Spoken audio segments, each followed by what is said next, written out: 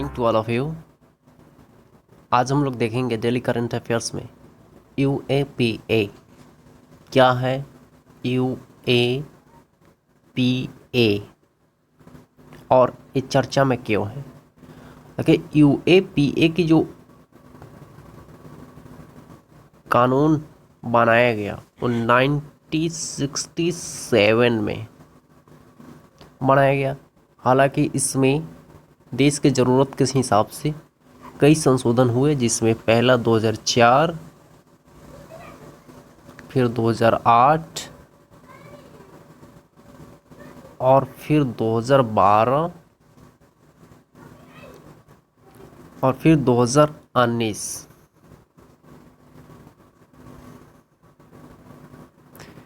हालांकि 2019 में जो प्रावधान हुआ, इसमें एक प्रावधान था कि कोई भी संगठन या NGO यदि गैरकानूनी गतिविधियां करता है, देश की एकता और अखंडता को चुनौती देता है या देश की एकता को खतरा है, तो सरकार इसको आतंकवादी घोषित कर देता था।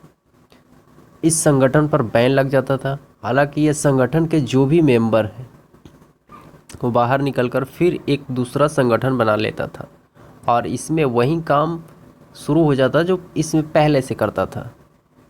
इस पर किसी भी तरह का समाधान नहीं हो पाता था। इसलिए सरकार को एक नई सूझबूझ के साथ इस कानून में संशोधन किया और ये किसी भी संगठन के जो व्यक्ति है वो आतंकवादी एक बार घोषित हो गया वो संगठन, तो उस पर जो इंडिविजुअल है, जो प्रॉपर एक व्यक्ति है, उस पर भी आतंकवादी घोषित कर दिया जाएगा और वो व्यक्ति, इससे क्या होगा, वह व्यक्ति फिर दोबारा संगठन नहीं बना पाएगा और यह देश के हित में होगा। इसलिए यदि उस व्यक्ति से देश की एकता और अखंडता प्रभावित होता है और देश को असुरक्षा महसूस होता है, तो उस व्यक्ति को आतंकवादी घोषित कर देगा और इससे क्या होगा कि वो व्यक्ति कोई भी NGO में शामिल नहीं हो सकता और दूसरे ग्रुप में नहीं जुड़ सकता।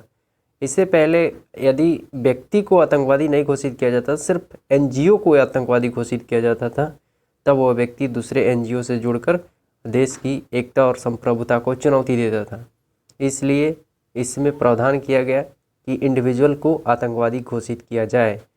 तो हम लोग देखेंगे कि ये चर्चा में क्यों है।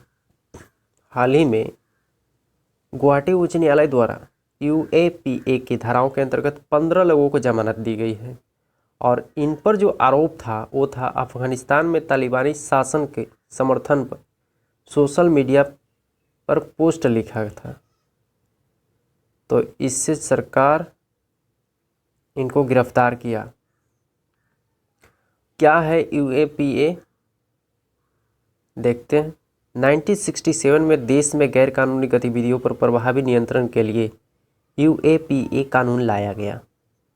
किसी व्यक्ति या संघ द्वारा भारत की क्षेत्रीय अखंडता और संप्रभुता को बाधित करने के उद्देश्य से की गई किसी भी कार्रवाई के मामले को UAPA के अंतर्गत शामिल किया जाता है। भारत में बाह्य सुरक्षा हो या आंतरिक सुरक्षा हो, जैसे बाह्य सुरक्षा में सीमा पार आतंकवाद और आंतरिक सुरक्षा के अंतर्गत नक्सलवाद, संगठित अपराध जैसी चुनौतियां विद्यमान हैं। ऐसे में अपराधियों के मन में कानून के प्रति भय पैदा करने के लिए UAPA जैसे कठोर कानून की आवश्यकता महसूस की गई और UAPA में 2004, 2008, 2012 में संशोधन के बाद कानून के दायरे को और भी व्यापक बनाया गया। इसमें देश की सुरक्षा के लिए खतरा पैदा करने वाले कार्य, उसकी आर्थिक सुरक्षा जैसे वित्तीय और मौद्रिक सुरक्षा, भोजन, आजीविका, ऊर्जा पारिस्थितिकी तथा पर्यावरण सुरक्षा जैसे विषयों को शामिल किया गया। यह जो कानून है, अनुच्छेद 19 जो मौलिक अधिकार है राइट टू एक्सप्रेशन, अभिव्यक्ति की स्वतंत्रता, शस्त्रों के बिना एकत्र होने का अधिकार, और तीसरा संघ बनाने का अधिकार। जो 3 अधिकार है इसमें, हालांकि मौलिक अधिकार 19 में 5 अधिकार दिए गए हैं, जिसमें तीनों अधिकार पर युक्त प्रतिबंध करता है ये कानून। यदि आप बोलने का अधिकार है, ठीक है, मान लेते हैं, लेकिन 19 में बोलने का अधिकार देता है मौलिक अधिकार, लेकिन ये कानून आपको नहीं इजाज़त नहीं देगा, क्योंकि अगर देश के खिलाफ कुछ बोलेंगे तो ये कानून आपको नहीं छोड़ेगा और नहीं देखेगा कि आपको मौलिकता का अधिकार है। और बिना शस्त्रों के एकत्र होने का अधिकार है, लेकिन अगर शस्त्र ले रहे हैं तो आपको तो गिरफ्तार किया जाएगा। संघ बनाइए, कोई दिक्कत नहीं है, लेकिन संघ देश हित में बनाइए।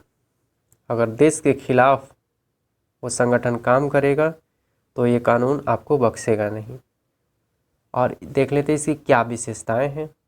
इस कानून की प्रावधान के अनुसार केंद्र सरकार किसी गतिविधि को यदि गैरकानूनी मानती है तो आधिकारिक राजपत्र के माध्यम से इसकी घोषणा कर उससे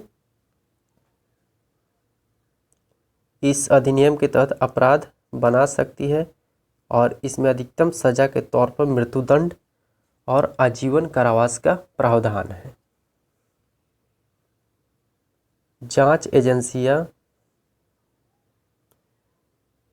एजेंसियां जो है गिरफ्तार व्यक्ति के विरुद्ध 180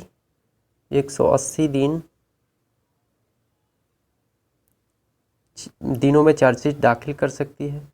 यह कानून भारतीयों के साथ ही साथ विदेशी नागरिकों पर भी लागू होता है। हालांकि ये नॉन बेलेबल है, इसका बेल नहीं होता है।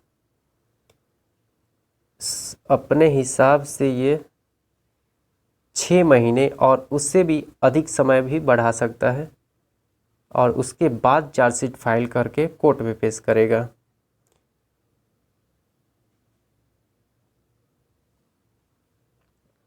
इससे संबंधित मुद्दे जो है यह व्यक्तिगत स्वतंत्रता और असहमति के अधिकार के हनन का विषय है।